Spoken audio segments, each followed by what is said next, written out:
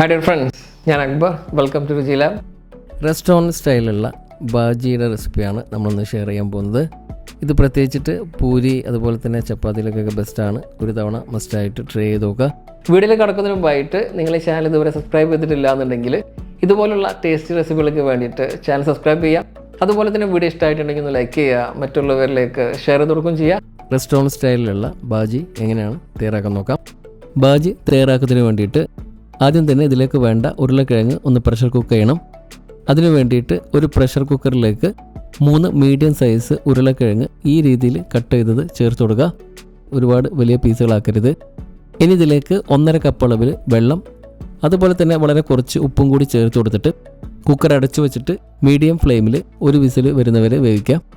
Whistle വന്നു കഴിഞ്ഞാൽ പ്രഷറൊക്കെ താനെ പോകുന്നവരെ വെയിറ്റ് ചെയ്യുക. വിസിൽ ഓപ്പൺ ചെയ്തിട്ട് എയർ ഒഴിവാക്കരുത്. ഈ ഒരു സമയം കൊണ്ട് നമുക്കിതിലേക്ക് വേണ്ട മറ്റ് ഇൻഗ്രീഡിയൻസ് റെഡിയാക്കി എടുക്കാം. അതിന് വേണ്ടിയിട്ട് ഒരു പാൻ ചൂടാക്കി അതിലേക്ക് 2 ടേബിൾ സ്പൂൺ വെളിച്ചെണ്ണ ഒഴിച്ചു കൊടുക്കാം.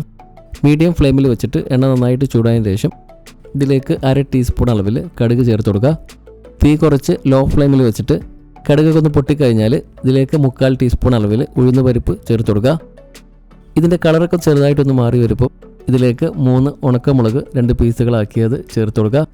ഒരു 10-30 സെക്കൻഡ് സമയം ഒന്ന് മിക്സ് ചെയ്തതിന് ശേഷം ഇതിലേക്ക് 3 അല്ലി വെളുത്തുള്ളി ചോപ്പ് ചെയ്തത് ചേർത്ത് കൊടുക്കുക. ഇത് വലിയ വെളുത്തുള്ളിയാണ്, ചെറുതാണെങ്കിൽ 5-6 എടുക്കുക. അതുപോലെ തന്നെ ഒരു 1/2 ടീസ്പൂൺ അളവിൽ മാത്രം ഇഞ്ചി ചോപ്പ് ചെയ്തതും കൂടി ചേർത്തിളക്കുക. ഇഞ്ചിയും അതുപോലെ തന്നെ വെളുത്തുള്ളിയൊക്കെ ചെറുതായിട്ടൊന്ന് കളർ മാറി വന്നു കഴിഞ്ഞാൽ ഇതിലേക്ക് 2 പച്ചമുളക് നെടുകെ കീറിയതും 1 അല്ലി കറിവേപ്പിലയും ചേർത്ത് മിക്സ് ചെയ്യുക. ഒരു 10-15 സെക്കൻഡ് സമയം മിക്സ് ചെയ്തതിന് ശേഷം ഇതിലേക്ക് ഒരു വലിയ സൈസ് സവോള നീളത്തിൽ സ്ലൈസ് ചെയ്തത് ചേർത്ത് കൊടുക്കുക. ചെറിയ സവോളയാണ് എടുക്കുന്നതെങ്കിൽ 2 എണ്ണം എടുക്കുക.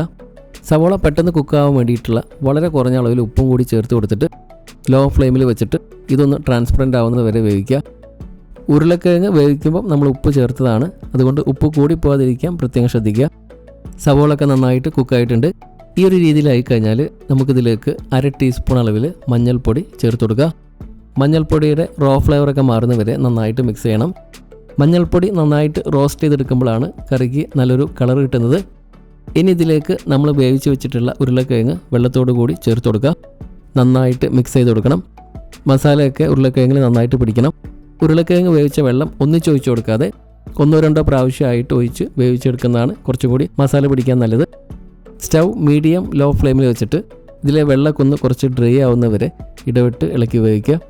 കറി കുറച്ചും കൂടി തിക്കായിട്ട് കിട്ടുന്നതിന് വേണ്ടിയിട്ട് 5-6 ഉരുളക്കിഴങ്ങിൻ്റെ പീസുകൾ ഇതുപോലെ ഒന്ന് ഉടച്ചു കൊടുക്കണം. എല്ലാ പീസുകളും ഉടയ്ക്കരുത്. ഈ ഒരു കൺസിസ്റ്റൻസിയാണ് നമുക്ക് വേണ്ടത്. ഒരുപാട് ഡ്രൈ ആക്കരുത്. ഇത് തണുത്ത് കഴിഞ്ഞാൽ ഒന്നും കൂടി തിക്കാവും.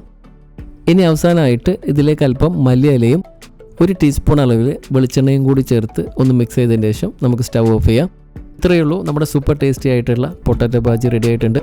അപ്പോൾ നിങ്ങൾ ട്രൈ ചെയ്തിട്ട് ഫീഡ്ബാക്ക് കമൻറ്റിലൂടെ അറിയിക്കാൻ മറക്കരുത്. മറ്റൊരു വീഡിയോ ആയിട്ട് കാണാം. Thank you so much for watching.